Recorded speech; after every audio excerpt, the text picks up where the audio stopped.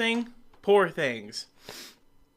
Poor Things is part of my little Oscar catch up because I didn't see all the Oscar contenders last year. I don't usually even watch all of them. I just try to watch most of them.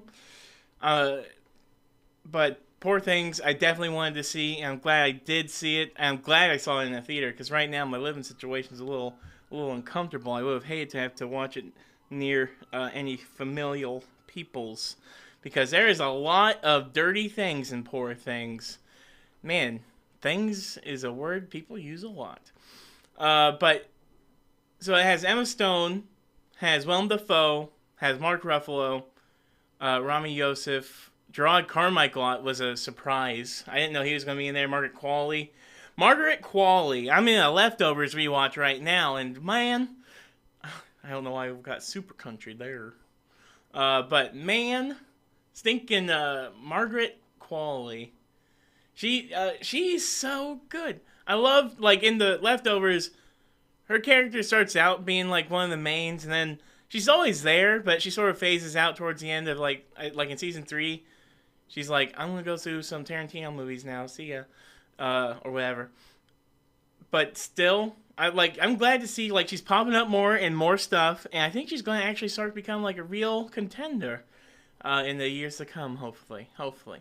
But the movie is about it's hard to say. It's about this scientist guy who finds a woman who tries to commit suicide, and he sort of takes her child's brain and puts it in her brain. Look, if you think that's a spoiler, I guarantee you I didn't explain it nearly that well, and also there are way more weird things going on in this movie than that, so rest assured, you have not been terribly spoiled.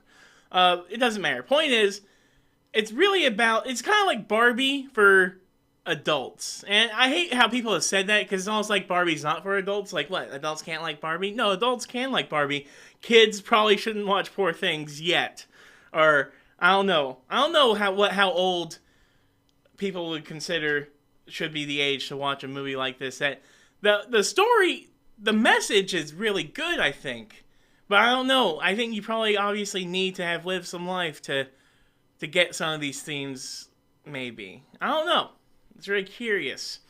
But basically it's about Emma Stone, Bella. She's sort of trying to navigate the world as she's, rediscovering her body, how to use her body. Like, at first you sort of think maybe she's, like, brain damaged. Like, she is, like, just a normal woman who's been brain damaged because she, like, failed her suicide. And she's just slowly starting to become more normal again. But actually, it's literally, like, it's a young child's brain starting to, like, basically learn. Just learn. And learn all the things, make it, and learn what weird societal things we do as a society. And also learns how to, like, be a real person and be a better, like, it's actually really interesting is, like, she's a lady, and her being a woman is very important to the story, because it's about sort of, like, how men try to, like, have ownership over women's bodies at various stages of life, even though it's just an adult woman. And I think there was some controversy about, like, the whole idea of, like, some people were looking at, especially because there is a lot of dirty things, like, Emma Stone, when she discovers her naughty bits, oh my god, she goes on a rampage. And, it's interesting, because, like, early on, it's kind of like Willem Dafoe is kind of like her father, in a sense. And he kind of, like, promised her off to his trusted sidekick, his trusted science sidekick. And his trusted science sidekick and Emma Stone do have really good chemistry, and they do like each other. But Emma Stone is like, I gotta go figure out what the world is like before I can even think of trying to marry that guy. And the scientist is like, it's probably morally better that way because she's like a child. There's no point in me doing this. He did like her, but he didn't fight so hard. I'm not trying to spoil the whole movie. I'm not going to spoil the whole movie. But I'm just saying, But then Mark Ruffalo comes along, and then he meets Bella and Emma Stone, and he's like, you know what? We should go across the world, and I'm super rich, and I know how to do things really well in the bedroom and whatnot. And Emma Stone goes along with him, and Mark Ruffalo. This is where he comes in and shines because before Mark Ruffalo, like he's a good actor. He's always been a good actor, but he's usually like like a either the nice guy like in his rom com era way back in the early 2000s. He's the guy best friend that the girl either didn't see his specialness when he was younger, but saw it when he grows older, like in 13 going on 30, or just like Heaven, or like he's like the nice neighbor, stuff like that. He's like the nice guy, and then the Marvel Universe happens, and I think you do actually get to see Mark Ruffalo stretch his legs in the Marvel Universe a lot, actually. Especially early in the early Avengers movies, when you see him acting as Bruce Banner, he's really he's doing a lot of cool, like physical character work. Really cool, but very subtle and can be easy to miss, especially in a room with Robert Downey Jr. being like, "What do?" There are a couple weird roles I've seen Mark Ruffalo be in, like in Collateral, when he played like an undercover cop guy. I don't know if I could see him, or maybe it's because I've seen him in so many other things. I was like, I don't know if I could see you with like a goatee with a gun. But that's besides the fact. This movie, you can kind of hold Ryan Gosling, his character in Barbie, and Mark Ruffalo's character in this really close together.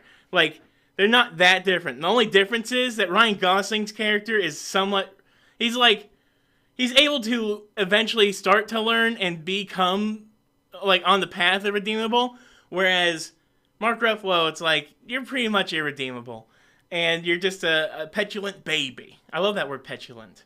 But yeah, it's so good, and I also love like anytime Emma Stone, like there's a part where they're like poor and they're like needing money, they're freezing, and Emma Stone's like, I'm gonna go to this brothel and go make some money. It comes back, and Mark Ruffalo's like, you sold your body, and he curses her out in every other way. Meanwhile, she's like, mother effer, I got stinking money. We could go get like a hotel room. We could stay and we could be warm.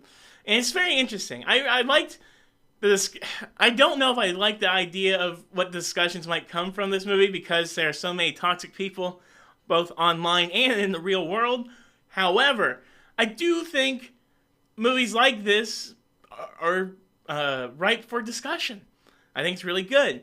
And I think it does serve as for adults, a great sort of back-end tack-on piece to Barbie because they have similar themes, and I think Poor Things does get to wiggle them around a little bit more, and you get to really have a little more fun with that. So yeah, I really did like Poor Things. I like Gerard Carmichael because he sort of plays like a cynic, and he sort of brings doubt into Emma Stone's character's mind, but in a healthy way and not in a harmful, abusive way. Like, he's literally just intellectually being like, well, look at all the terrible things. And she's like, well, look at all the great things. And I don't know if his character ever does really come around intellectually to being on her side necessarily, but she does become a little bit more cynical, but without losing some of her hope and faith for the world, which I think is really good. And oh my god, the finale is pretty nuts. It was pretty nuts. I don't even know if I could say the words they have highlighted on the Wikipedia page. What the villain wants to do to her at the end. It's literally nuts. I think it's perfect. I think Poor Things is really good. I don't know if it's going to win any Oscars, but I hope like Mark Ruffalo gets one. That'd be cool. But yeah,